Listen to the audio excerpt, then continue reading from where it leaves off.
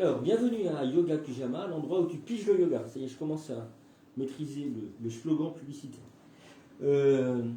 Si vous me regardez sur YouTube, n'hésitez pas à mettre des pouces pour que ça vous fasse connaître la vidéo et vous abonner à la chaîne YouTube. J'aimerais bien arriver à 1000 abonnés un de ces jours pour pouvoir faire des vidéos en direct sur YouTube. Ça m'éviterait quelques petites manipulations. Voilà. Aujourd'hui, c'est Muladhara Chakra. La séance, la dernière fois, a encore sauté, donc je la réenregistre, c'est pas grave. Qu'est-ce qu'on peut dire sur Muladhara Chakra? Donc, c'est le premier chakra, celui qui est tout en bas, celui qui s'appelle chakra racine, qui nous enracine. Il y a dans ce chakra-là un des premiers nœuds. On parle de granti, donc des choses qui nouent. Le long de la colonne vertébrale, il y en a trois. Il y en a un ici, un au niveau du cœur, un au niveau d'Ajna Chakra. Et ces trois nœuds doivent sauter pour pouvoir libérer l'énergie qui remonte dans le canal central Shushuma. Qu'est-ce que c'est que Muladhara? Donc c'est une histoire d'enracinement et puis tout le potentiel en fait. Tout notre réservoir de possibilités dans le monde, dans l'être au monde. Peut-être que si on reliait ça à la psychanalyse, eh bien la psychanalyse pourrait s'effectuer à cet endroit-là, c'est-à-dire au niveau de ce qu'on nomme l'inconscient. Alors, ce qui est conseillé, c'est de pratiquer avant d'aller voir Muladhara Chakra, je veux dire intensément et régulièrement. Hein. Ce qu'on va faire aujourd'hui, ça pourra peut-être être intense pour certains d'entre vous, mais c'est quand même une histoire d'intensité et de répétition de pratiques qui sont efficaces, en l'occurrence dans la pratique sur les chakras. Donc avant d'aller voir Muladhara Chakra, même si on le voit aujourd'hui, ce sera de bien expérimenter Ajna Chakra pour équilibrer le mental. C'est à cette seule condition qu'on pourra aller voir les autres chakras et notamment Muladhara. On parle avec Muladhara Chakra de pôle espèce, c'est-à-dire lieu de tous nos conditionnements également. Et puis au niveau de Sahasrara Chakra, on parle de pôle individu, quand en fait on s'est individualisé ou individué, quand on est devenu en fait soi-même, singulier, personne singulière. Pourquoi le siège de toutes les possibilités? Eh bien, en termes énergétiques, c'est là que commencent les deux méridiens, donc Ida qui part à gauche, Pingala à droite qui s'entrecroisent, et puis qui finissent dans les narines au niveau d'Ajna Chakra, point intersourcilier. Donc il y aura peut-être une relation directe entre Muladhara Chakra et Ajna Chakra. Donc ça, c'est pas inintéressant non plus à expérimenter. Et puis quand les deux méridiens sont ouverts, Ida ici et Pingala ici, bien, il y a le canal central Shushumna ou Shushuma qui s'ouvre, le canal qui est dans la colonne vertébrale et qui va arriver jusqu'au niveau de Sahasrara Chakra. Et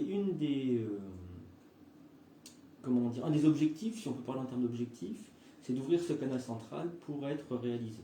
À mon avis, il y a plusieurs manières de devenir conscient, d'être en conscience, d'entrer dans la conscience, et pas forcément que des moyens énergétiques, bien que, quel que soit le moyen, ça entraîne il y a toujours une conséquence énergétique, forcément.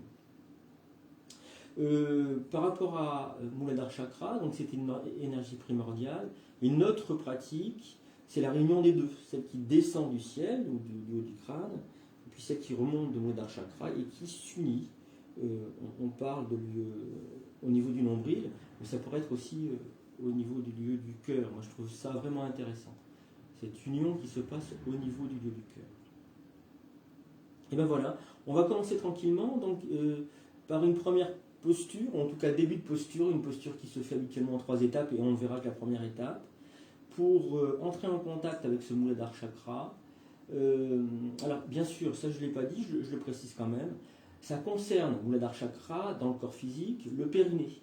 Et le périnée, il n'est pas au même endroit chez les hommes et chez les femmes. Pour les hommes, il est entre les testicules et l'anus. Et donc c'est bien pour ça que là, en Siddha Asana, j'ai le talon collé contre le périnée. Et puis pour les femmes, il est dans l'utérus. Voilà. Paroi postérieure de l'utérus. Je ne sais pas trop ce que ça veut dire, Si vous êtes une femme, j'imagine que vous comprendrez mieux que moi. Et donc du coup, ça conditionne aussi l'assise de parfaite, hein, c'est comme ça qu'on la nomme, pour les femmes, Siddha, Yoni, Asana, et les choses changent en termes de placement de talons, et puis d'inversion des pieds. Il faut bien comprendre que par rapport à cette histoire de chakra, on est polarisé, c'est-à-dire qu'on est avec une histoire d'énergie, on a un côté masculin, qu'on soit homme ou femme, on a un côté masculin, c'est à droite, et puis un côté féminin, c'est à gauche. Ida, qui finit ici, là, dans la narine gauche, c'est féminin, et Pingala, qui finit à droite, c'est masculin. Et tout l'enjeu du Hatha Yoga, mais aussi des pratiques tantriques, et je rappelle que le Hatha Yoga est constitué peut-être à 70% de pratiques tantriques, et celle-là, ça en fait partie. C'est l'union, la réunion du féminin et du masculin en soi. Et c'est en ça qu'on peut parler de tantrisme. J'ai mis du temps à comprendre en quoi on pouvait nommer ça tantrisme. Je pensais que le tantrisme, c'était ces pratiques d'union d'un homme et d'une femme, et ça peut l'être aussi, mais là, c'est en soi que ça se passe. Alors, ça veut dire quoi? Ça veut dire que si je suis un homme, mais il faut que j'appréhende, pas avoir peur, hein, je me saisisse de ma part de féminin, je sois en capacité de la reconnaître, de l'accueillir, de l'accepter, et de créer avec le côté masculin une union. Et puis, bien sûr, si je suis une femme, eh bien, c'est la même chose. Il y a pour ce genre de pratique un intérêt à contacter son côté masculin, l'accueillir, l'intégrer, etc. Ce qui fait qu'on finit par être des êtres complets et donc plus autonomes. Quand j'unifie en moi le masculin et le féminin, j'ai moins besoin de féminin. Et donc je suis plus aligné. Alors ça ne veut pas dire que dans la vie, on se coupe complètement du féminin réel, hein. Ça c'est une autre histoire. Mais disons que je deviens plus adulte, plus autonome. Voilà. Ça peut être aussi ça, cette histoire de pratique de la Kundalini, de l'énergie qui remonte dans la colonne vertébrale. 7 minutes, c'est bien. On commence maintenant si vous voulez bien. Alors, on va se retrouver au sol pour des pratiques corporelles, et vous allez voir, dans cette séance, j'inclus très rapidement, même immédiatement, une perception du périnée. Alors, je ne vous montre pas la pratique, on va y aller directement ensemble. C'est très simple, on est en Shavasana, on prend un petit temps ici en Shavasana pour prendre conscience du corps. Comment est-ce qu'on ressent? Est-ce qu'il est équilibré ce corps ou pas?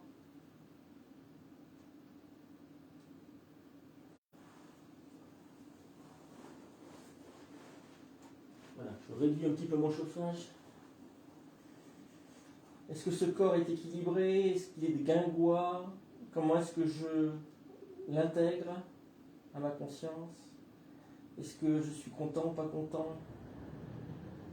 Est-ce que je saisis les choses de manière neutre ou pas? Voilà, comme si je faisais au départ de la séance une photographie, la plus objective possible, ou la plus neutre, je préfère encore le terme. L'objectivité étant toute relative. Puis peut-être qu'on n'a pas envie d'être transformé en objet non plus. Hein. Alors, je vais ramener les plantes de pied en direction des fessiers. Je vais coller mes plantes de pied l'une contre l'autre. Mes plantes de pied comme on collerait les paumes des mains. Je laisse s'ouvrir les genoux, donc les hanches.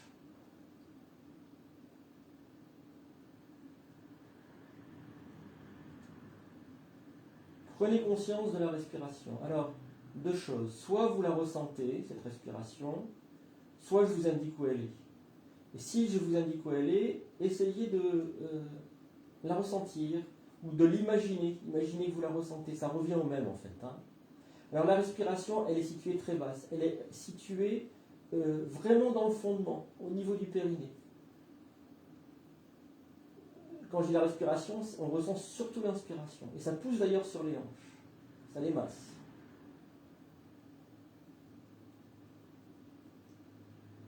Alors vous allez imaginer à l'inspire de l'air qui rentre par le périnée et à l'expire de l'air qui sort du périnée.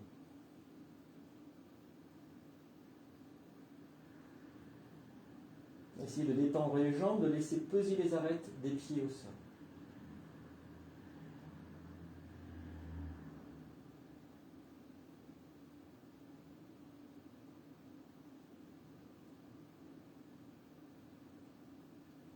Essayez de détendre complètement le périnée et de le relâcher totalement. La détente du périnée, à mon avis, est aussi importante que la capacité à le contracter.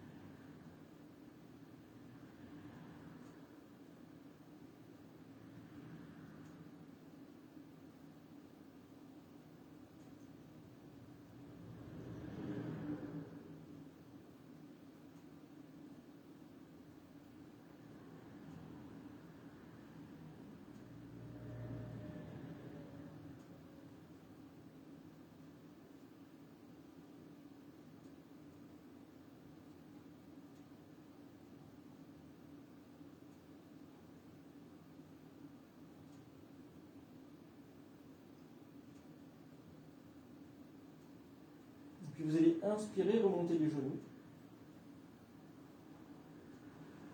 Et vous allongez un instant.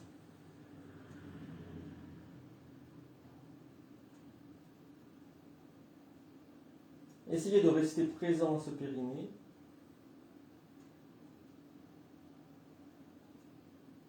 Alors ce sont des muscles. Il y a, je crois, 2 couches de muscles qui forment dans le fondement comme un bol. Il est nécessaire qu'ils soient musclés, ces muscles, pour retenir la masse abdominale. Et puis quand on pratique les respirations yogiques complètes, ça pousse fort dans les viscères, fort dans le fondement, donc fort sur le périnée. Il faut que le périnée soit costaud, musclé. Il y a aussi, du fait de la musculature, une possibilité de rétention urinaire. Ça, les femmes le savent mieux après l'accouchement. En fait, ça tonifie toute la sphère du bassin, en fait.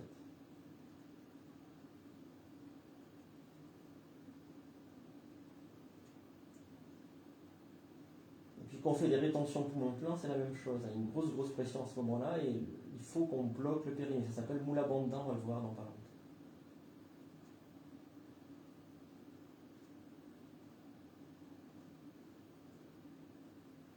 Vous voyez déjà, c'est une possibilité de ressenti donc, à cet endroit-là.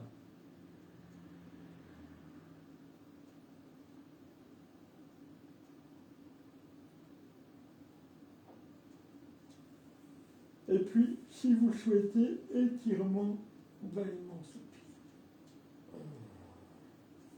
Vous allez, s'il vous plaît, ramener les plantes de pied en direction des fessiers. Mettez les bras en croix ou doigts entrecroisés derrière le crâne. Laissez les pieds peser au sol, pieds écartés de la largeur des hanches. L'inspiration remonte vers l'arrière du crâne, conscience des tensions. Expiration redescend, je dépose bien le dos, les épaules.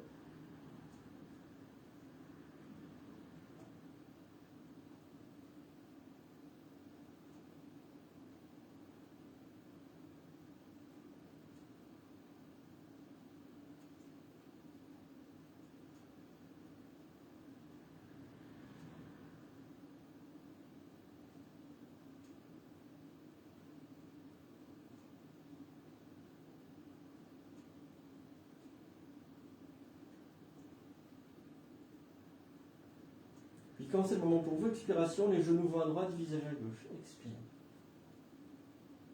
Inspire, je remonte, genoux, visage de face. Pour redescendre de l'autre côté, genou à gauche, visage à droite.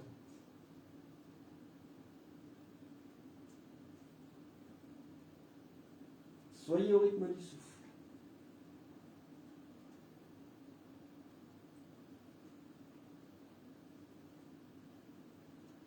Pour être plus précis, mettez le corps dans la longueur, au rythme de c'est le souffle qui commande. Pas le mental, pas le corps, pas la pensée, surtout pas. Car elle, la pensée est excessivement rapide.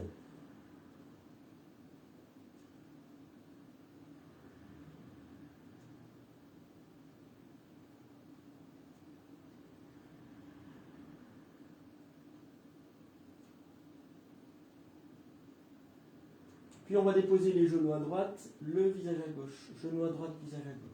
Et reprendre l'écoute du souffle. Alors, si vous écoutez le corps bouger avec la respiration, avec l'inspire et avec l'expire, qu'est-ce qui se passe et à quel endroit du corps?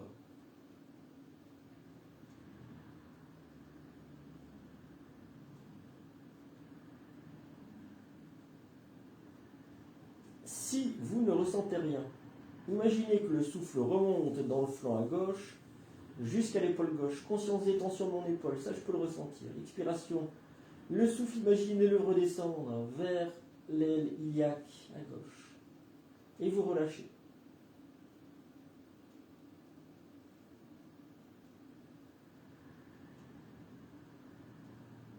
C'est-à-dire que si vous ne ressentez pas le souffle, faites bouger votre mental avec le ressenti du corps. Vous dites à l'inspire, ah, mon mental remonte jusqu'ici, je ressens tout.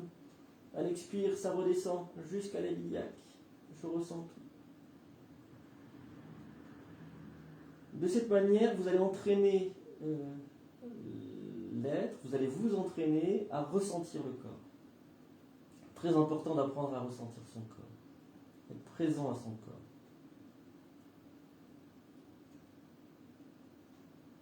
Puis inspiration, je remonte les genoux, le visage de face, pour redescendre de l'autre côté, genou à gauche, visage à droite.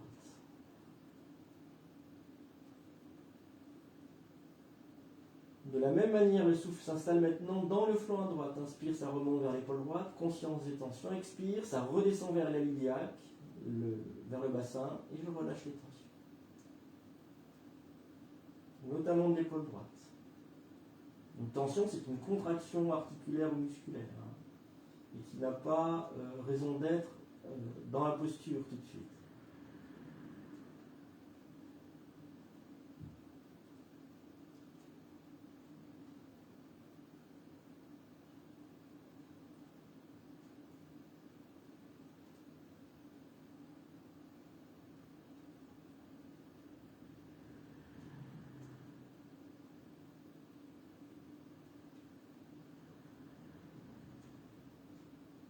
Je vais remonter sur l'inspiration, les genoux, le visage de face. Attraper mon crâne dans les mains, en direction de la nuque, coude en direction du ciel. Je soulève la tête, je bouge les épaules de droite et de gauche pour bien libérer les muscles qui longent la colonne. Puis je vais redérouler la colonne au sol, les épaules, le crâne bien pesant dans les mains. Les bras reviennent le long du corps, épaules basses, paume de main tournée vers le ciel. Relâchez tout.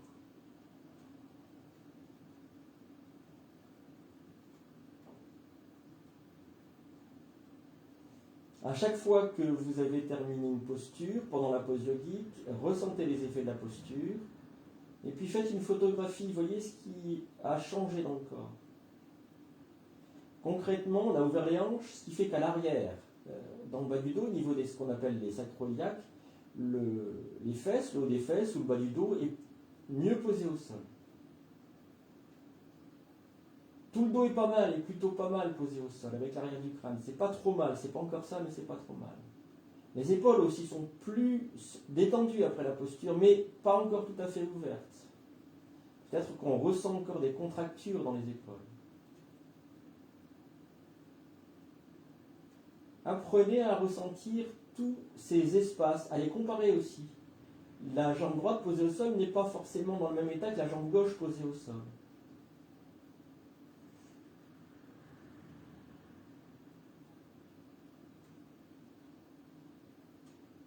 Restez présent, conscient de ce qui vous compose, c'est-à-dire les différentes parties du corps, le souffle, le mental, tout cela vous compose. Vous êtes en fait, nous sommes une multitude d'éléments disparates. Et la pratique du Hatha Yoga nous permet de faire le lien entre tout ça, d'unifier tout ça.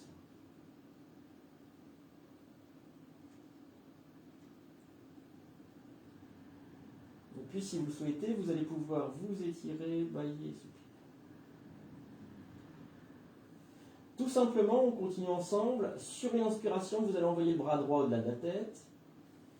Et si jamais le bras droit ne va pas au-delà de la tête, je veux dire, si le coude est décollé du sol, parce que trop de tension dans l'épaule, alors ramenez le bras sur le côté. Sur le côté, donc, vous faites descendre la main jusqu'à ce que le coude revienne en contact avec le sol.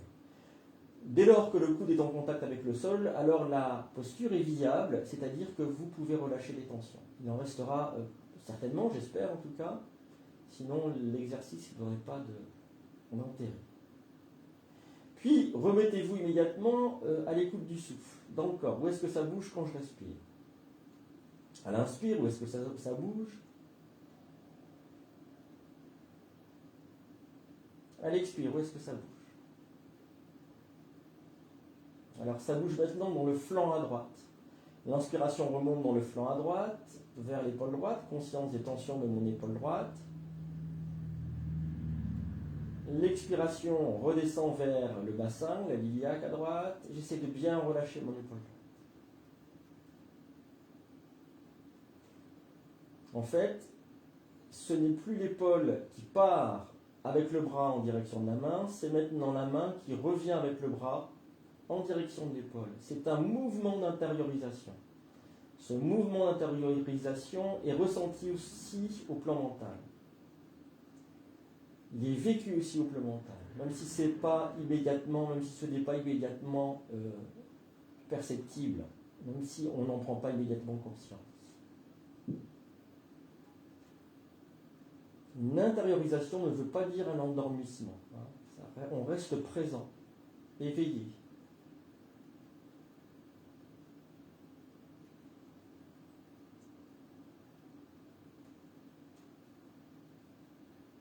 Cette intériorisation qui passe, à mon avis, souvent par les épaules dans la pratique du Hatha Yoga, est un recueillement. On se recueille, on se retrouve.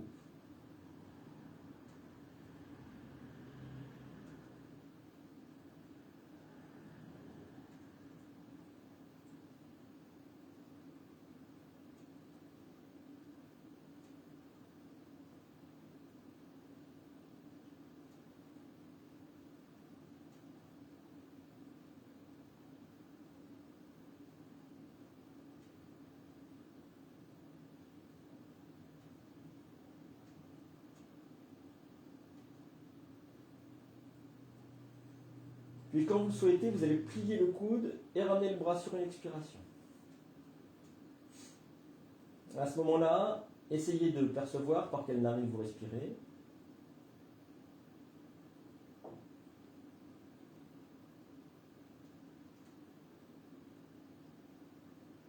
Percevez le corps à droite.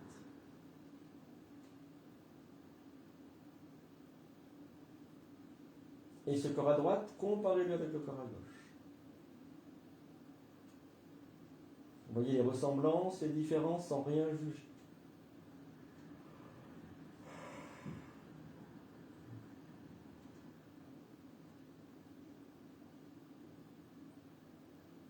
Puis nous repartons de l'autre côté. Inspire, le bras gauche qui part au latéral. Et on reprend l'écoute du souffle, alors qui pourrait se situer dans le flanc à gauche. Ça remonte vers l'épaule gauche, conscience des tensions, puis ça redescend avec l'expiration vers la iliaque. Et là, je relâche les tensions. C'est-à-dire que mon bras revient vers mon épaule.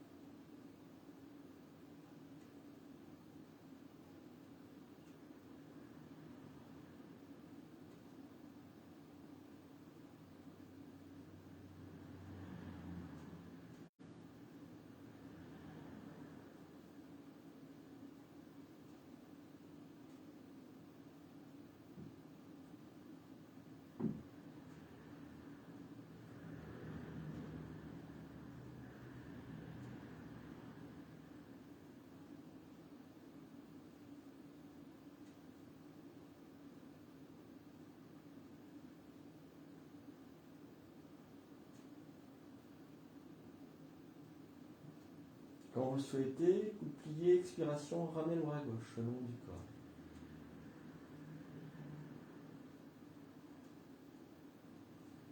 Voyez par quelle narine vous respirez. Est-ce que c'est la gauche, est-ce que c'est la droite?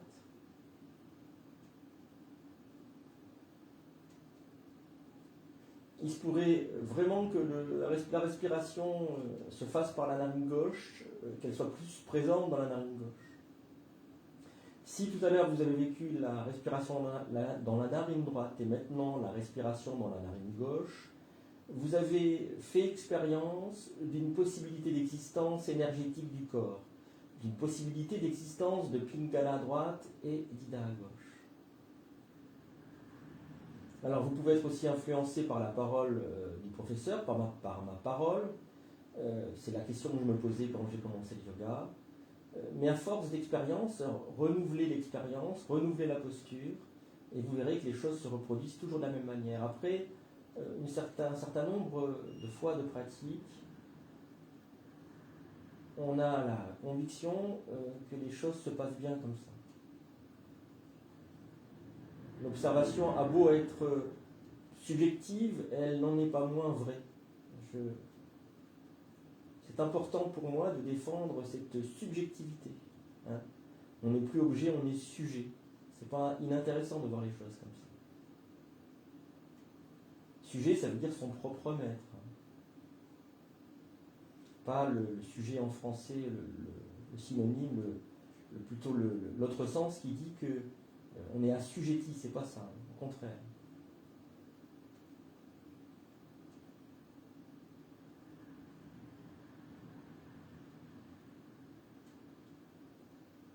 Et puis, si vous le souhaitez, vous allez pouvoir vous étirer, bâiller et soupirer.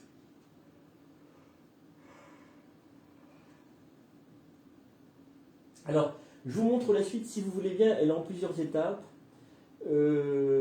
La première étape, elle est intéressante par rapport à Muladhara Chakra, le chakra racine, parce que les respirations vont pousser très bas. On dit que la respiration yogique complète, je vous la montre sur mon corps, on dit que la respiration yogique complète, c'est ça, le ventre, les côtes flottantes, et puis sous-claviculaire, j'ai les clavicules qui sont situées ici, qui remontent à l'inspire et qui descendent à l'expire.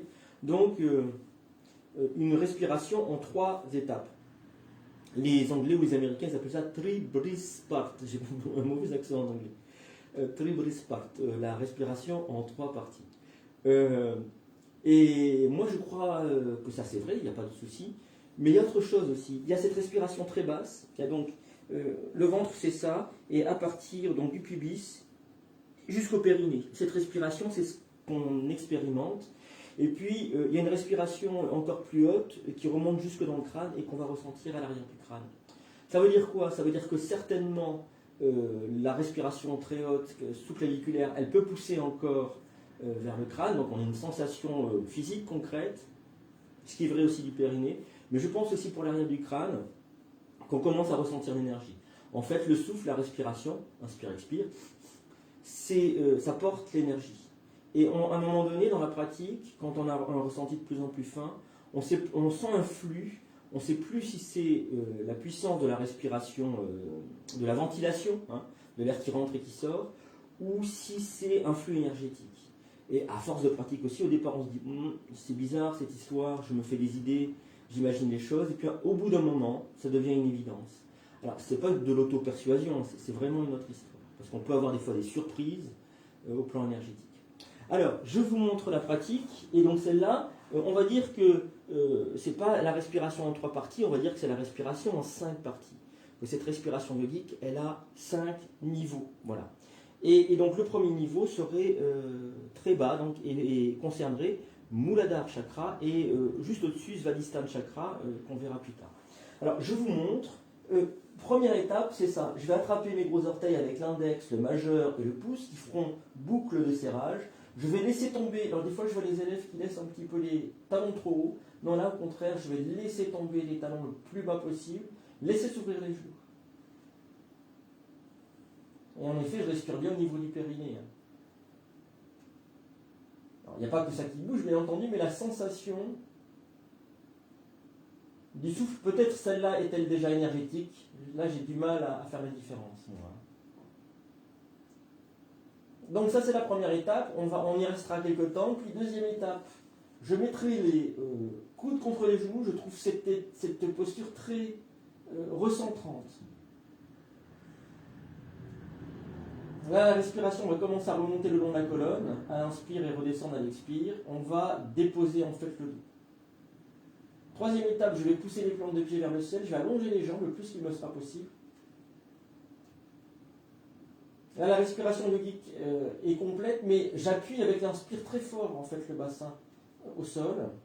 L'expire dépose tout le dos. Et puis, dernière étape, j'amènerai les épaules au sol. Et sans que les jambes ne se soient pliées. Je vais essayer de rester dans la même tension, là où j'en serai au départ. Alors, retrouvez-vous au sol, s'il vous plaît. Vous allez attraper vos gros orteils, donc vous pouvez lever la tête, ça raccourcit toujours la distance entre les pieds et les mains. Index majeur entre le gros orteil et le deuxième orteil. Le pouce qui vient faire boucle de serrage par-dessus. Et puis alors là, ça risque d'être un petit peu douloureux au niveau des ailes, c'est une ouverture très forte. Et peut-être au niveau des gros orteils, je rappelle, le gros orteil, ça concerne le méridien du foie. Et le méridien du foie, ça peut être la colère.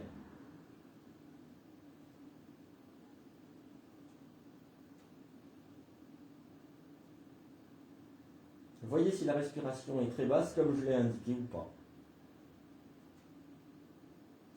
Je donne des indications, mais c'est toujours vous qui savez au bout du compte. Vous qui savez dans l'instant présent pour votre corps. N'oublions pas cette dimension du sujet, celui qui sait pour lui.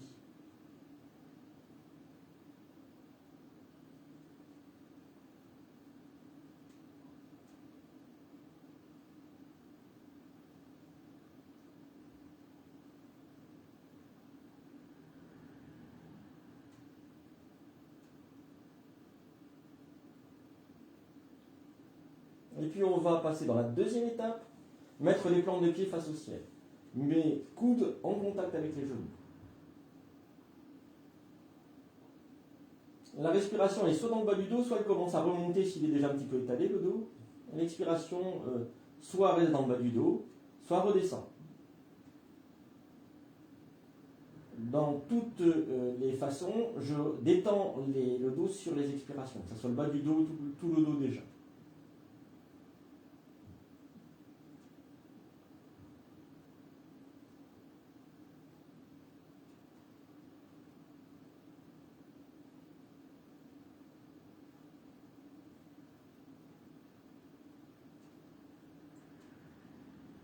Puis je vais, sur les expirations, pousser les plantes des pieds vers le ciel, tranquillement.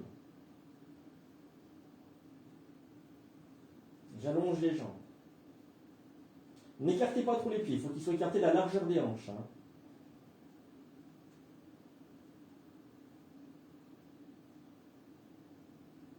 Peut-être ici que la respiration, quand je dis peut-être, c'est ce que je ressens, mais la respiration remonte le long de la colonne vertébrale, l'inspire, comme un filet d'air. Et l'expiration redescend le long de cette colonne. J'étire, j'allonge la colonne.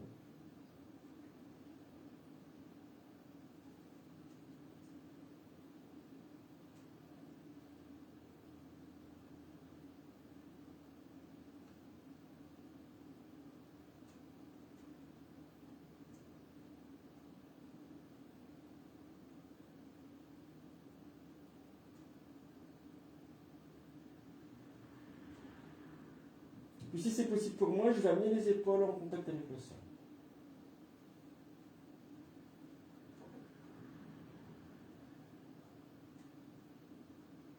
La respiration est toujours yogique complète, mais elle est beaucoup plus intense.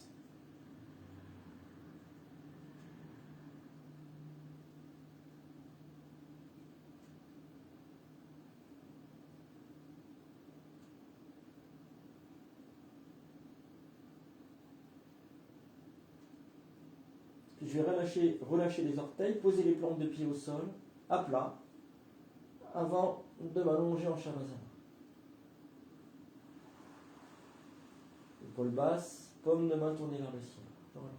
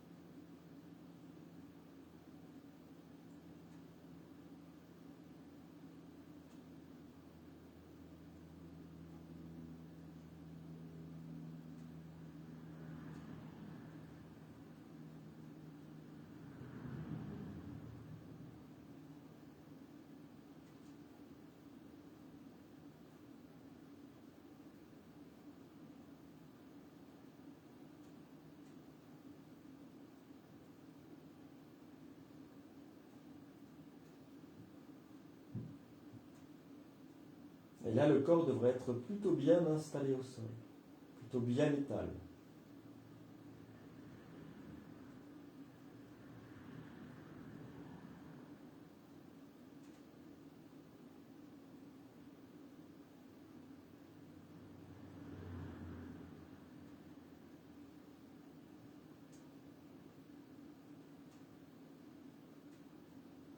Donc, puis, si vous souhaitez, vous allez pouvoir vous étirer, bailler les sous-pieds.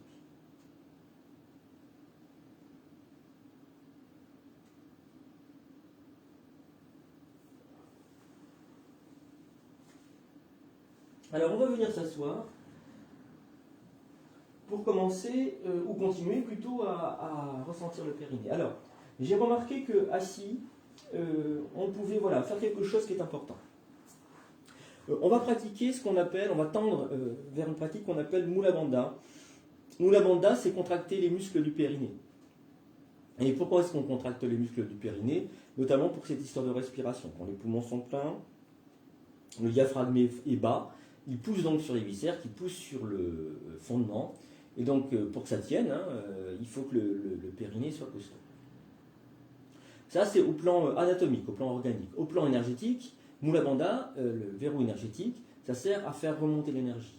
Cette énergie-là, il porte un nom spécifique, ça s'appelle Apana. Apana, c'est le nom de l'énergie d'excrétion. Imaginons, quand je mange un fruit, imaginons que j'ai cueilli le fruit dans un verger. On voit là, comme c'est fort, comme il y a une saveur très très forte. Eh bien, il y a ce qui va être nutritif, et puis il y a autre chose. Et peut-être que dans cette saveur-là, très forte, parfois je pense à une pêche par exemple, il y aura beaucoup de prana, c'est-à-dire d'énergie de vie. Je pense que c'est la meilleure traduction, énergie de vie. Quand je mange la pêche, cette énergie de vie, ça s'appelle prana. Quand, excusez-moi du détail, mais quand je vais aux toilettes, pour éliminer les déchets, ça s'appelle apana. Donc la sphère du bas, du buste, concerne cette énergie-là, apana. Et les yogis ne veulent pas perdre cette énergie. Je ne parle pas de l'excrétion, qui est naturelle et nécessaire, je parle de l'énergie qui va avec l'excrétion. Et Mula Bandha, ça sert à ça.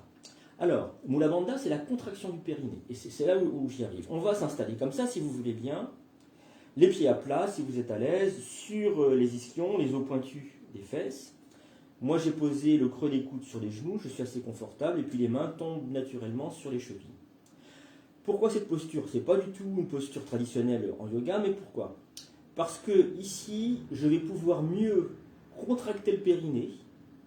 Je commence à le faire, je vous incite à le faire. Je contracte un petit peu, puis je relâche. Sans contracter le pubis, qui est au-dessus des organes génitaux. Là, il y a un point où on pratiquera une fois prochaine Vajrali Mudra. Mais ça concerne Svadhisthana. Donc il faut essayer de ne pas le contracter, ni l'anus.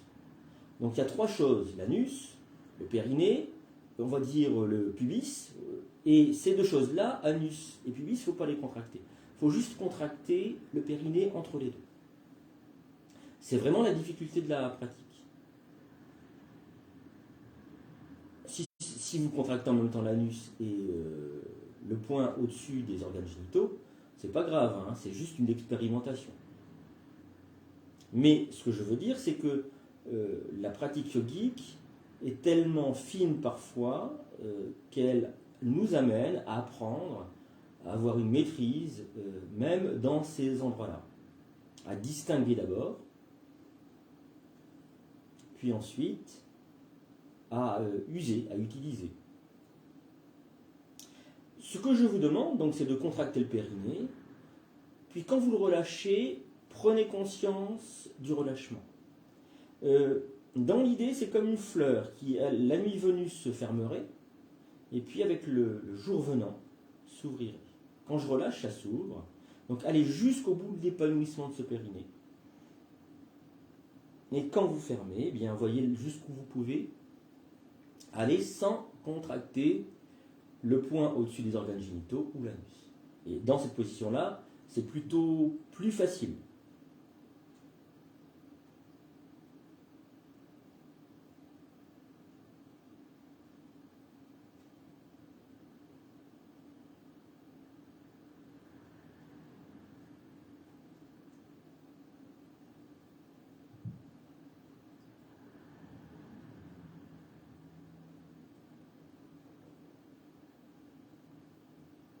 Alors, on va continuer la pratique, toujours dans une posture qui n'est pas une posture de yoga, mais qui va nous permettre de verrouiller un petit peu, notamment le point au-dessus des organes génitaux. On se retrouve au sol, et on va avoir en revanche des pratiques qui sont vraiment yogiques. Hein. Vous avez ramené donc les plantes de pied en direction des fessiers, vous croisez une jambe par-dessus l'autre. Voilà.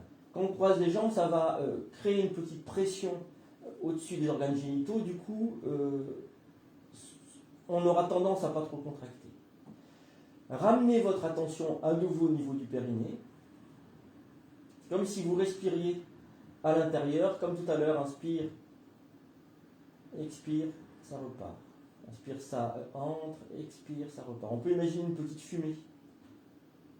Et pourquoi pas une fumée rouge, puisque Muladhara Chakra est considéré par les yogis qui ont des pouvoirs, les yogis qui sont des voyants, comme ayant la couleur rouge.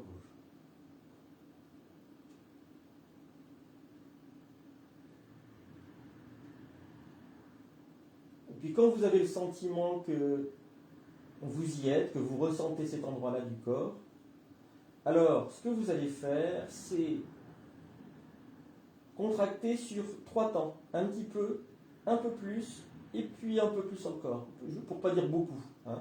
Un peu, moyennement, beaucoup, mais si vous voyez que ça contracte au niveau du point au-dessus des organes génitaux, alors n'y allez pas trop fort. Donc vous contractez un peu, moyen, beaucoup, puis vous relâchez et laissez toujours le périnée se détendre complètement, cette fleur s'épanouit. Et puis vous reprenez 1, 2, 3.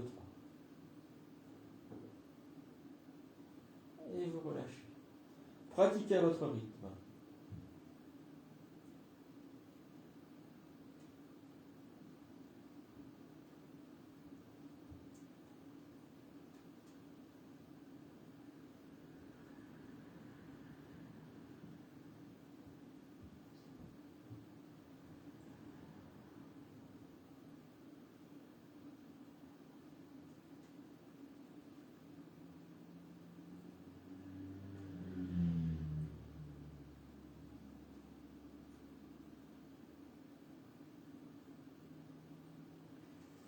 Et puis maintenant, on va essayer d'allonger ces contractions. C'est-à-dire qu'on est monté jusqu'à 3. On va s'y monter jusqu'à 4, 5, 6, 7, 8, 9, 10. Jusque là où ça ira. C'est-à-dire que la maîtrise dans la contraction, dans la pratique de Mula Bandha, va être de plus en plus intense, de plus en plus précise. Ça demande d'être très focalisé sur ce périnée, sur cet endroit du corps. Et puis de la même manière, quand vous relâchez, laissez vraiment le temps aux muscles. Hein. Sentez-le qui se détend. Moi, mentalement, ça me fait comme une image d'ouverture. Voilà.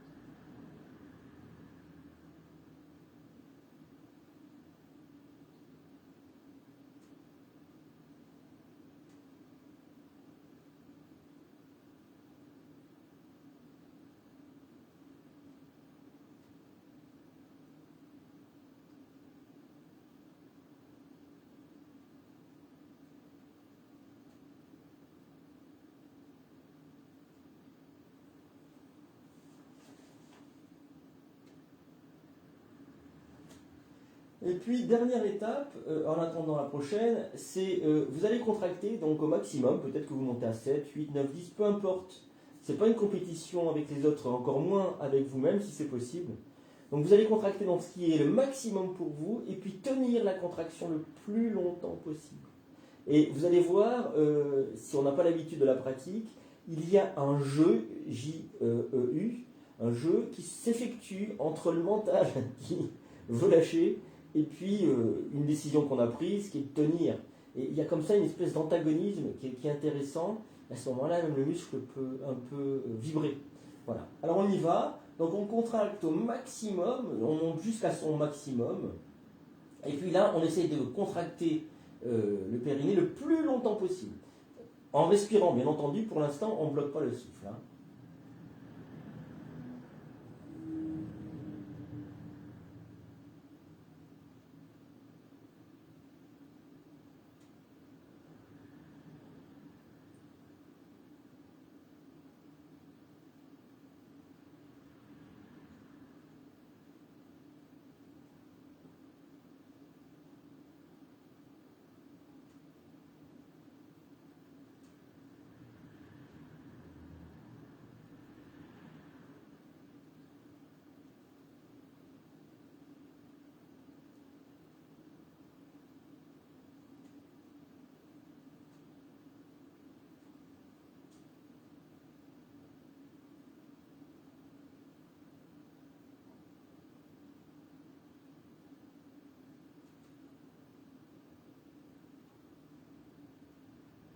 Et quand vous voulez, vous relâchez. Peut-être l'avez-vous pratiqué plusieurs fois.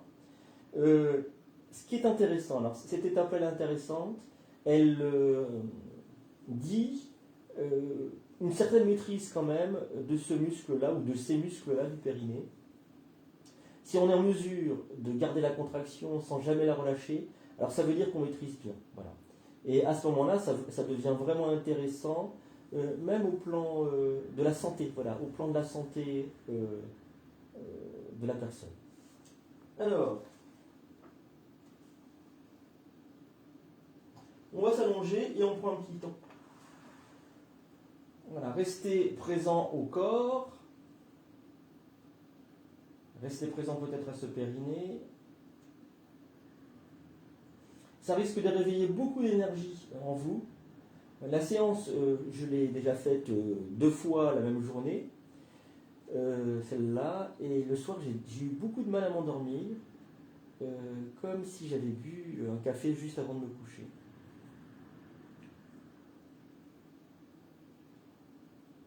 Donc ça risque de réveiller beaucoup d'énergie en vous.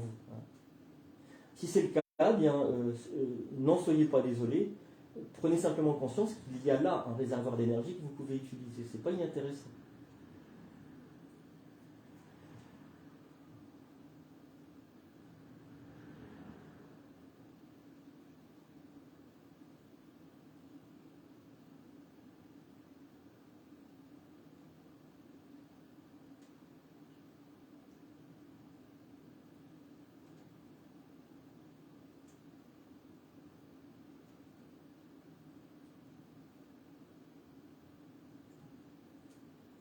Et puis, si vous le souhaitez, vous allez pouvoir vous étirer, bailler,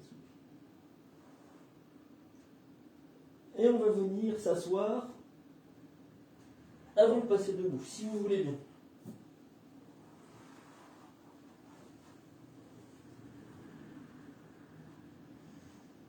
Alors, je vous montre la pratique suivante. La pratique suivante, elle va nous permettre d'étirer un peu le dos, et moi je pense qu'elle a aussi, elle commence à avoir aussi une action sur le Muladhara Chakra.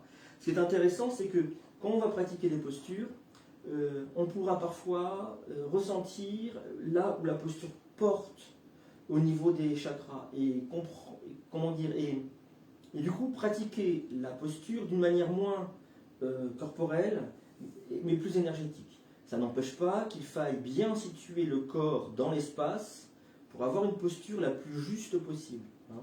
Pas une posture rigide, une posture qui va toujours bien en fonction de son propre corps. Hein, ça c'est important. Et puis du moment où on pratique, on n'est pas toujours avec le même corps tous les jours. Alors, je vous montre la pratique, elle est très simple. Les pieds sont collés l'un contre l'autre. Je vais entrecroiser les doigts sauf les index qui pointent. Et puis je vais mettre mon ventre sur mes cuisses, tendre les bras, donc ça redresse le haut du dos, et puis l'inspire redresse le haut du dos, l'expire pousse les fesses vers l'arrière. Et donc les bras se tendent à ce moment-là. C'est simplement ça. Alors, on pourra, si on ne ressent pas toujours le mouvement du souffle dans le corps, on pourra sur l'inspiration redresser le haut du dos, et sur l'expiration pousser les fesses vers l'arrière. C'est quelque chose que je n'ai pas compris mécaniquement, mais que je vis. Quand je pousse les fesses vers l'arrière, eh bien, les bras se tendent tout seul, ou quand je m'assois au sol, avec les bras comme ça en l'air, tac, tac, plus je m'enfonce, plus les bras s'envolent et j'ai pas d'effort ou moins d'effort à faire avec les bras. À mon avis, c'est aussi une prise de posture plus énergétique que corporelle. Je veux dire, je parle de corps physique. Hein. Alors, si vous voulez bien, vous allez coller vos pieds l'un contre l'autre, on pratique ensemble. Si vous ne pouvez pas complètement les coller ensemble, vous embêtez pas, hein, écartez-les un petit peu, hein, adaptez toujours la posture, ça c'est important aussi. Soyez gentil avec vous, c'est important. En tout cas, moi je le suis avec vous, peut-être même plus que je le suis avec moi-même parfois, mais j'apprends aussi de vous. Hein. Étant gentil avec vous, j'essaie d'être gentil avec moi. J'entrecroise les doigts, je vais donc descendre. Laissez les genoux s'ouvrir, regardez devant moi, je soulève la tête si je n'ai pas de problème de cervical, je tends les bras. Et puis je sens l'inspiration. Elle redresse le haut du dos, je regarde bien au-dessus de mes doigts. Expire, je pousse avec les fesses vers l'arrière.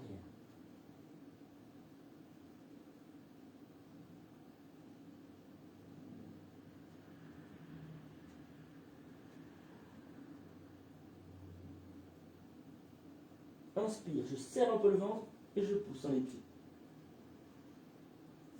Et les bras reviennent comme l'ongeant imaginaire, ça c'est pour garder l'ouverture des épaules. Tac, voilà. Posture de Padasana.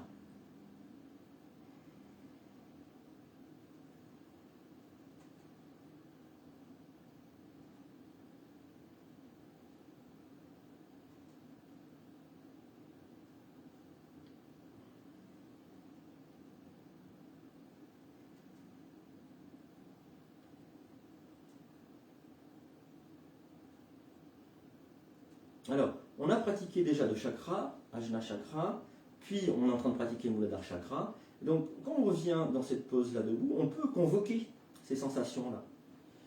Ça va nous informer directement. Souvenez-vous de cette image du tableau de commande aussi. Hein. Là, j'ai un bouton, c'est Ajna chakra, là, j'ai un bouton, c'est Muladhara chakra. Donc, je peux appuyer dessus puis voir ce que ça donne.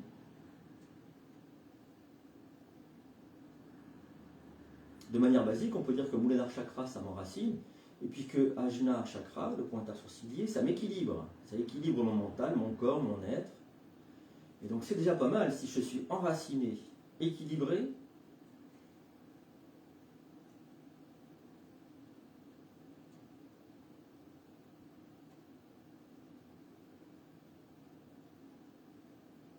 Et puis, si vous le souhaitez, on peut s'étirer, bâiller, soupirer. On va pratiquer la suite ensemble. Alors, vous allez écarter les pieds suffisamment. On pourra modifier après la posture. Pourquoi? Parce que, d'entrée de jeu, l'écartement plutôt. Parce que je vais soulever les talons, donc je suis sur les orteils, je pose le dos des mains sur le bas des cuisses et je redresse. Dans cette posture-là, il faut que le bassin pousse vers l'avant, que le pubis pousse vers l'avant.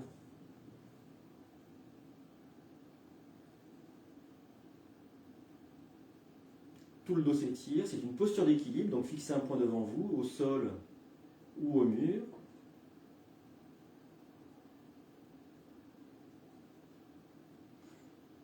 Et puis vous allez peut-être sentir une contraction naturelle du périnée. Un Muladhara chakra, bandha, pardon, un Muladhara bandha, Mula bandha, c'est-à-dire un verrou énergétique qui se fait tout seul. C'est très subtil. Alors bien sûr, il y a la sensation des cuisses, hein, et parfois il y a des sensations qui recouvrent des sensations plus subtiles.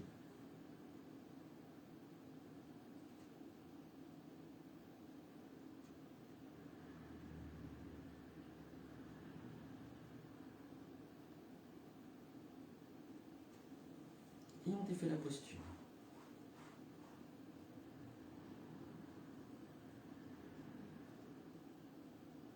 Alors, pieds écartés de la largeur des hanches, toujours les mains ouvertes, les épaules donc ouvertes. Hein. Si j'ouvre les mains, ce sont les épaules qui sont ouvertes. Si je ferme la main, il va y avoir une tendance à l'épaule, l'articulation de l'épaule de se fermer. Donc j'ouvre, tac, j'ouvre l'épaule.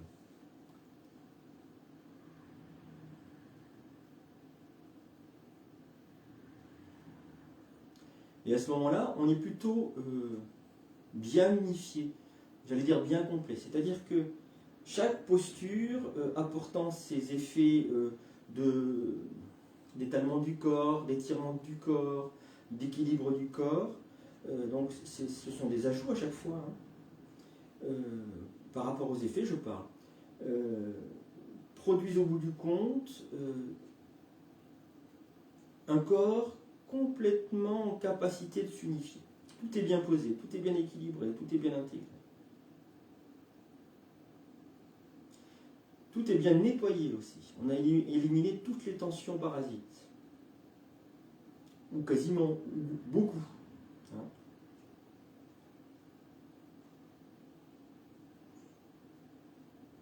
Pour ma part, je reste beaucoup sur l'idée de nettoyage dans le Hatha Yoga, même si on pratique très peu les Shatkarma,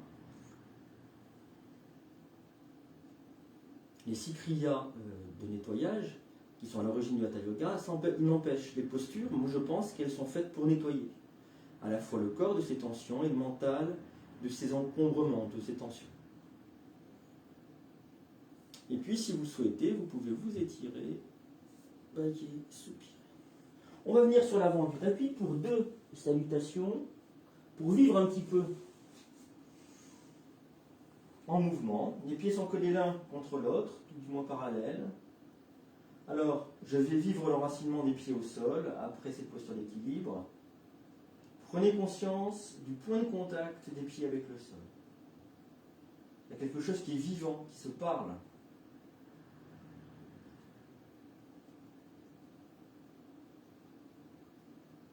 Puis, amenez votre écoute à l'arrière des genoux, dans le creux poplité.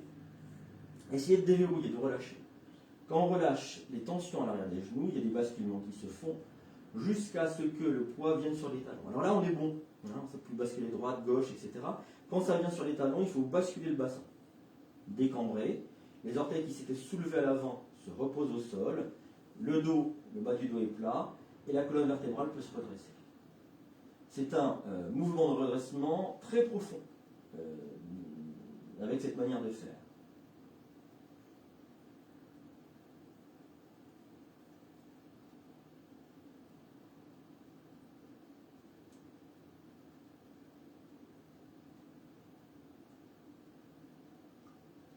Prenez conscience du souffle. Est-ce qu'il est contraint ou est-ce qu'il s'exprime librement? Puis les mains en namasté au niveau du lieu du cœur, milieu poitrine. J'inspire ici.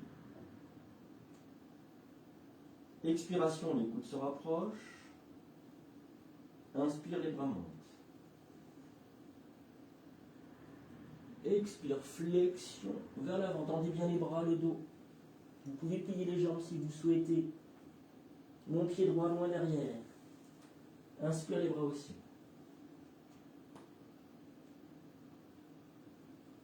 Le pied gauche à hauteur du droit, la posture de la montagne. Les genoux au sol, inspire. J'allonge les coups de pied, expire, je m'étire en chat. J'expire.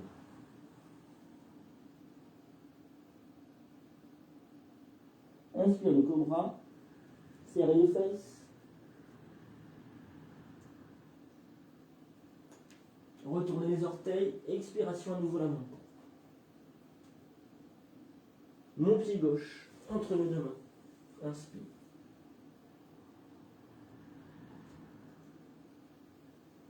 Mon pied droit à hauteur du gauche. Front en direction des genoux. Expire.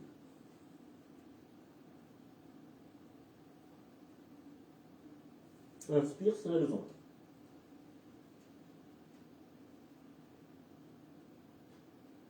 Expire.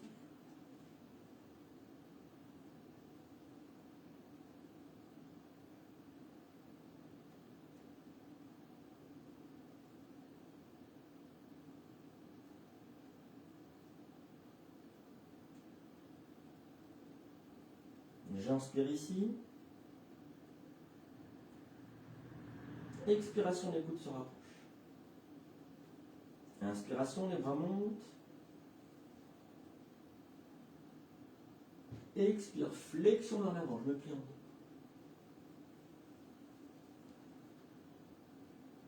deux. Mon pied gauche, loin derrière. Inspire.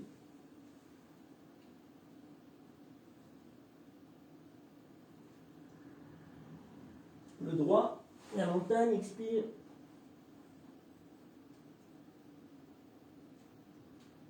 Genou au sol, inspire. Expire, je m'étire en chat.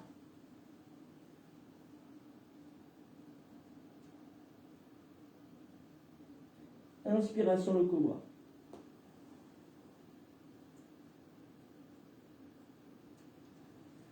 Et expire la main. Mon pied droit entre mes deux mains. Inspire.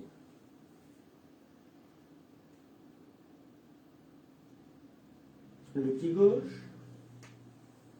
Expire.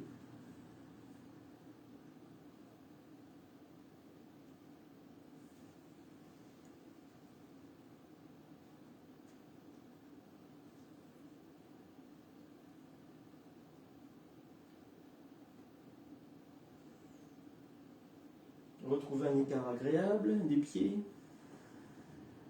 Videz bien vos poumons si vous êtes un peu essoufflé.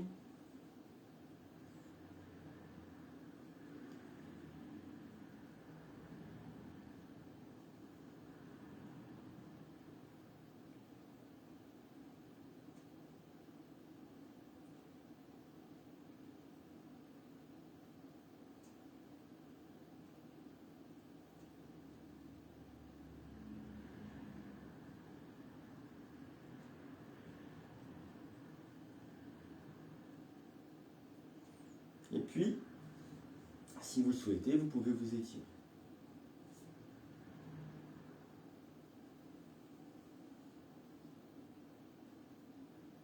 Alors, on va écarter largement les pieds. 2 fois et demi la largeur des hanches. On va pratiquer ensemble. Une torsion, c'est le triangle en torsion. Voilà. C'est un des triangles en torsion, il y en a 2. Alors, c'est plus facile celui-là. Inspire, je monte les bras avec les mains à hauteur d'épaule.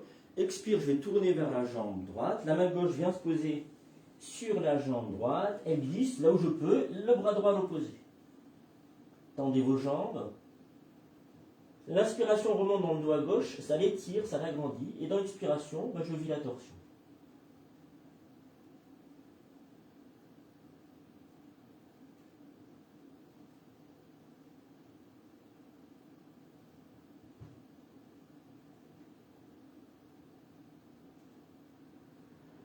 Serrez un peu le ventre, inspire, vous remontez. Expire, vous portez l'autre côté, la main droite sur la jambe gauche qui va glisser. Le bras gauche à l'opposé. Si vous n'avez pas de problème de cervical, regardez vers le ciel.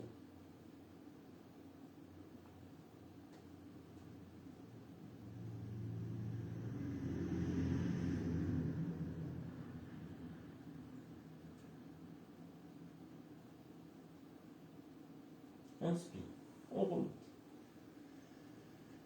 Et on va ramener les pieds tranquilles.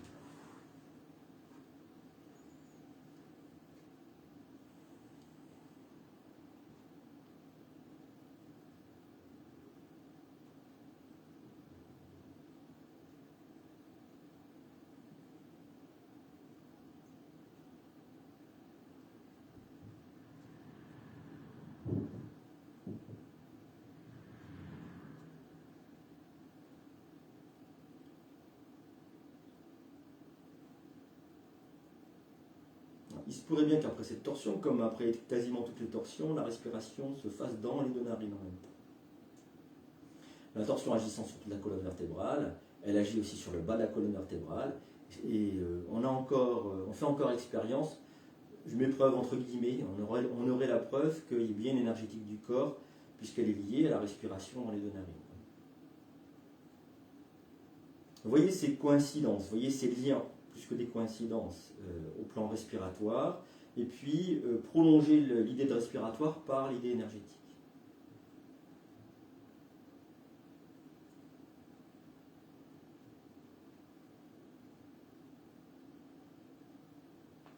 Et si vous le souhaitez, on va pouvoir s'étirer, bâiller, soupirer et prendre un coussin ou une épaisseur pour s'asseoir.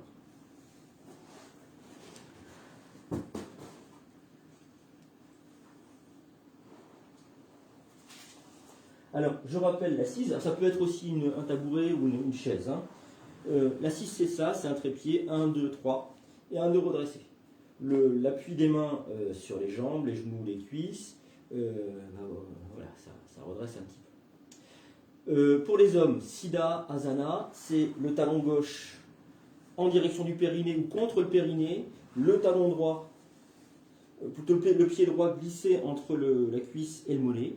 Pour les femmes, le talon droit en direction de la vulve, donc en contact, le talon gauche sur le talon droit en contact avec le clitoris, les orteils du pied gauche entre la cuisse et le mollet.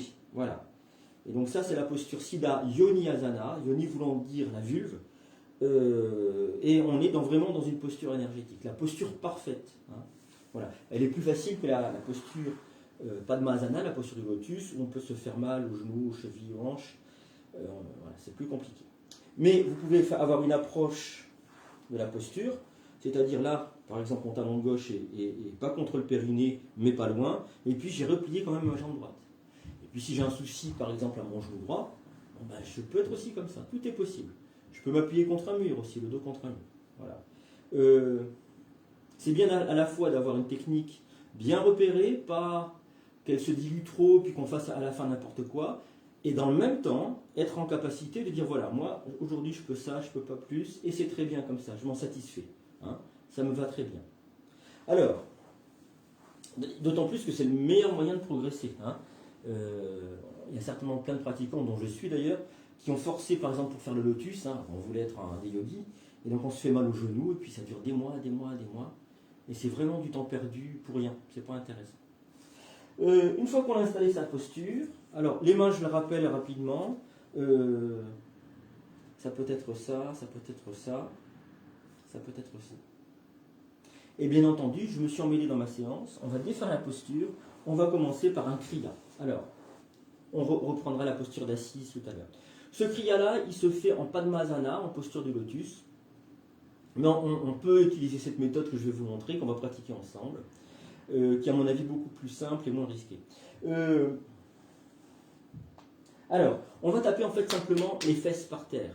Donc, on va taper à chaque fois les fesses 7 fois par terre, et puis ça permet de libérer l'énergie, de la faire remonter.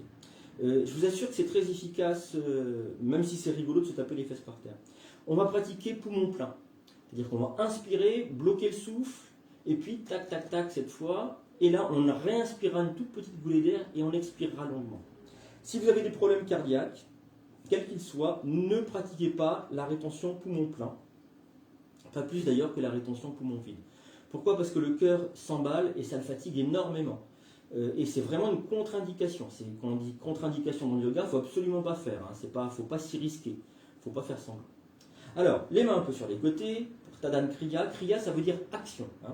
Tadana, je ne sais pas ce que ça veut dire. On va inspirer, bloquer le souffle. Inspire, expire. Longuement. Ça, ce sera la preuve que ma rétention poumon plein n'était pas trop longue, hein, était acceptable pour mon corps. Puis, j'amène mon attention, bien sûr, au niveau des fesses, au niveau du périnée. Si jamais je sens que ça pétille, alors c'est bien que j'ai réveillé l'énergie. Peut-être que je ne ressentirai rien, c'est pas grave. Une deuxième fois, j'inspire, je bloque le souffle. 7 fois. Inspire et expire. Et longuement, par le nez. Puis j'écoute.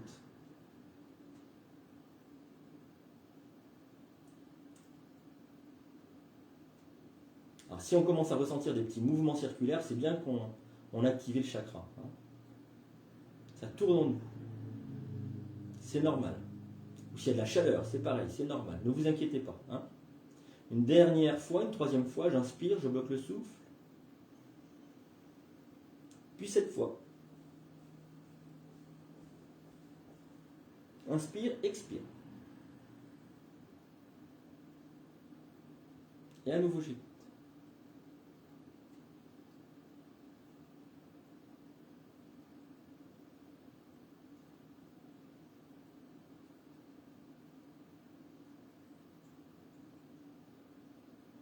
Alors mon sentiment, c'est que cette pratique, mine de rien, est très puissante. Hein, elle est très efficace. C'est ça que je veux dire par puissante. Elle fait bien ce qu'elle a à faire. On s'assoit maintenant. Donc, homme, si vous êtes un homme, talon gauche, pied droit. Et si vous êtes une femme, talon droit, talon gauche. Et pour les femmes, c'est un talon l'un par-dessus l'autre. Voilà. Et puis, pour les hommes, les orteils du pied droit entre cuisse et mollet. Pour les femmes, ce sera l'inverse. Les orteils du pied gauche entre cuisse et mollet.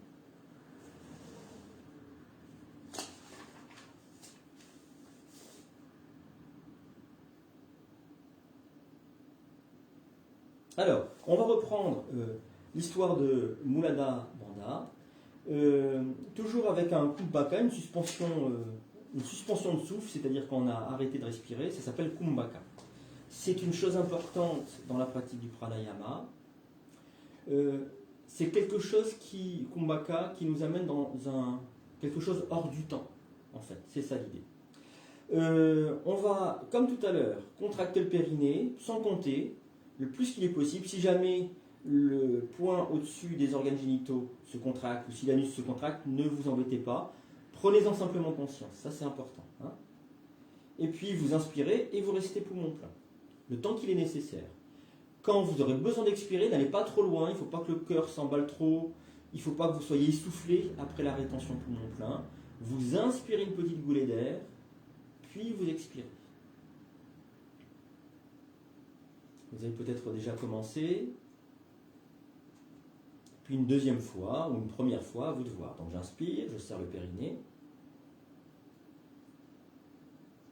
Je bloque, je peux laisser légèrement tomber le menton vers la poitrine.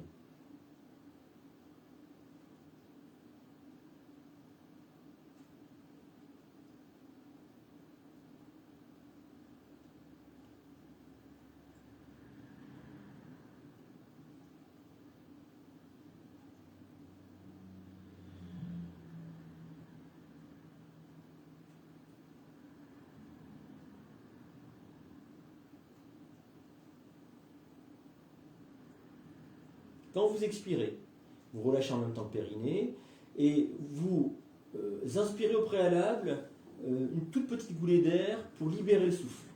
L'expiration doit se faire au moins sur 5 temps. N'expirez pas d'un coup, et si vous êtes obligé d'expirer d'un coup pour réinspirer juste après, c'est que vous êtes allé trop loin dans la rétention. Donc la fois suivante, la rétention poumon plein, kumbhaka poumon plein, vous la diminuez en termes de longueur de temps. On y va une deuxième ou troisième fois. Inspire, je bloque le périnée, je serre le périnée, pardon, je bloque le souffle.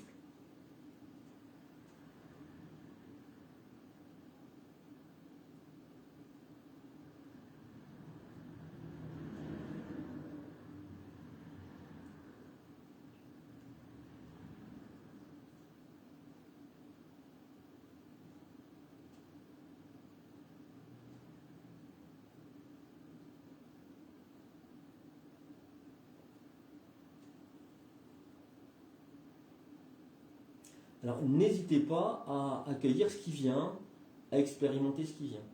Peut-être que vous allez sentir une colonne vertébrale se redresser, de la salive qui vient dans la bouche, un autre point énergétique qui surgit. Bien sûr, s'il n'y a pas trop de douleur corporelle dans l'assise, prenez tout ce qui vient.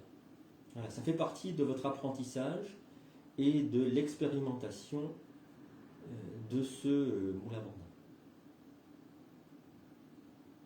Restez présent, présente au niveau de Muladhara Chakra, au niveau du périnée.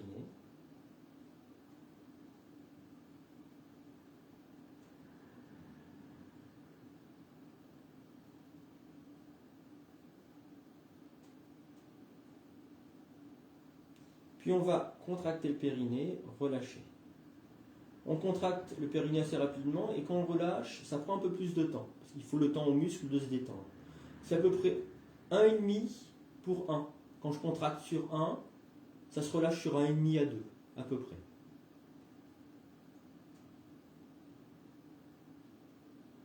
La contraction est volontaire, en revanche, la détente, elle se fait d'elle-même. Et à ce moment-là, je suis pleinement observateur. J'agis au niveau de la contraction du périnée, et en revanche, je suis spectateur de la détente. Par expérience, je pense que la décontraction du périnée est aussi importante que sa contraction. que la capacité que nous développons à contracter le périnée. Il faut aussi développer une capacité à laisser le périnée se détendre.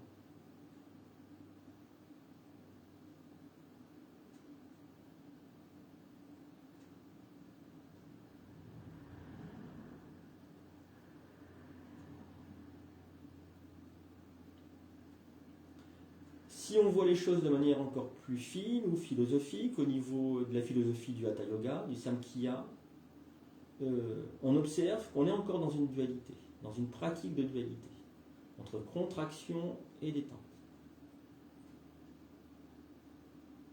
Et c'est ça qu'on essaie d'équilibrer dans la pratique immédiate.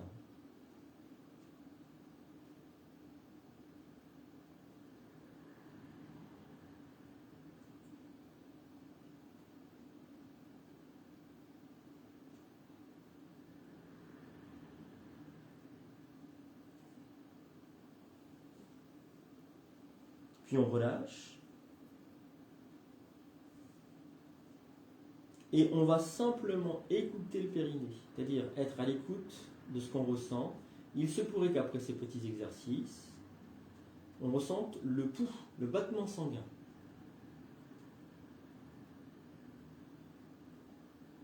Restez présent.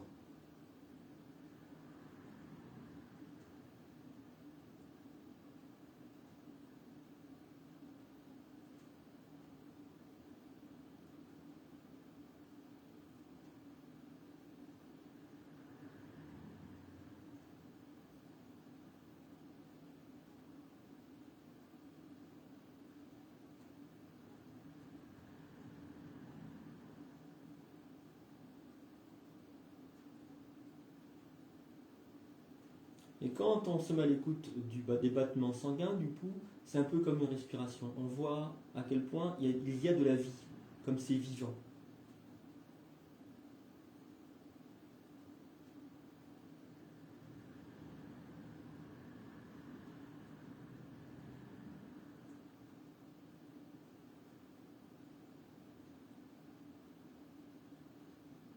Qu'est-ce que ce serait la méditation ? Qu'est-ce que ça pourrait être, entre autres, il y a plein de possibilités. Mais ça pourrait être l'écoute de ce vivant en soi à partir de la conscience. C'est-à-dire sans que ça soit analytique, verbalisé, décortiqué, sans doute, il n'y a pas de doute, avec une perception directe.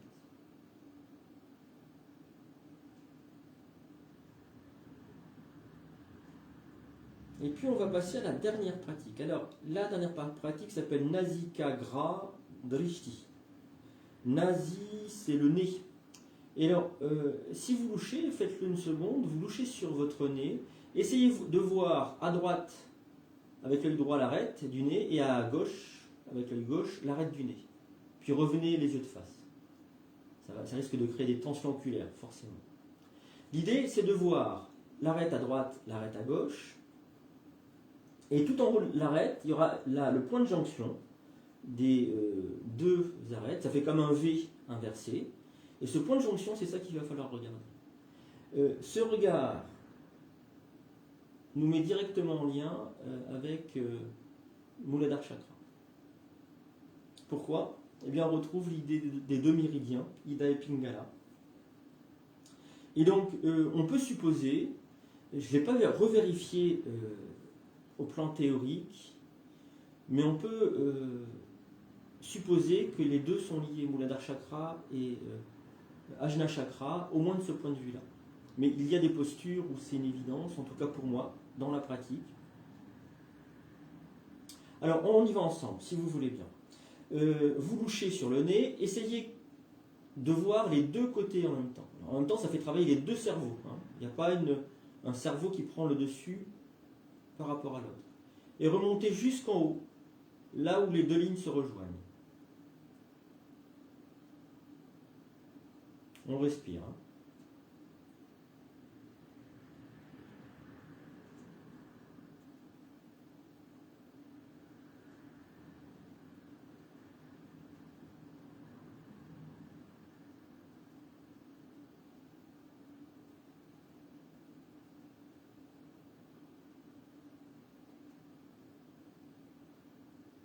et on relâche.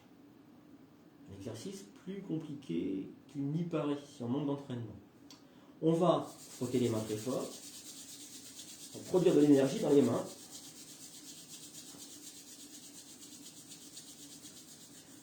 Mettre une main l'une dans l'autre, un peu comme ça. Je ne sais pas si vous voyez, ça fera ça. Et puis on va poser les deux paumes de main sur les yeux, grands ouverts les yeux. Et on va disposer les mains de manière à ce qu'il n'y ait aucune lumière qui puisse rentrer. On fait le noir. Alors, vous positionnez vos mains, vous laissez les yeux grands ouverts et on va ainsi énergétiser, ça s'appelle du palming, les yeux. On va leur faire du bien, on va leur redonner de l'énergie.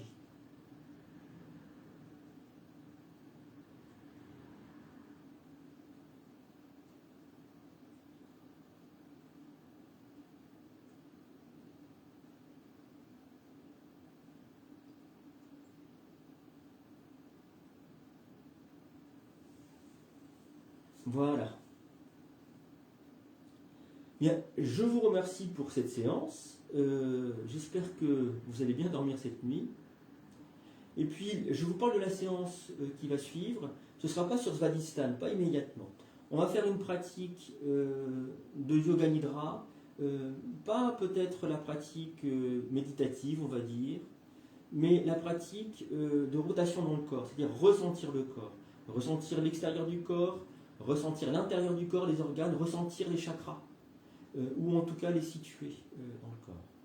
Donc la fois prochaine, prévoyez un oreiller en coussin pour la tête et puis une couverture. Pour ne pas avoir froid, c'est très important de ne pas avoir froid dans un yoga nidra. On se refroidit très très vite et c'est très désagréable. Ce yoga nidra, je vais faire plusieurs rotations dans le corps. Je vais essayer de le faire durer 3/4 d'heure. Voilà, j'aimerais bien qu'il dure 3/4 d'heure. 3/4 d'heure allongé en Shavasana à ressentir le corps, c'est long. Voilà. Mais c'est très intéressant pour apprendre à ressentir le corps. Et ça me paraît essentiel à apprendre, en tout cas pour certains d'entre vous, pour bien vivre son yoga pleinement. Pour pas que ça soit juste un exercice corporel, mais un exercice global, total, qui unifie, englobe le corps physique, le corps mental et le corps énergétique. Un grand merci et à très bientôt.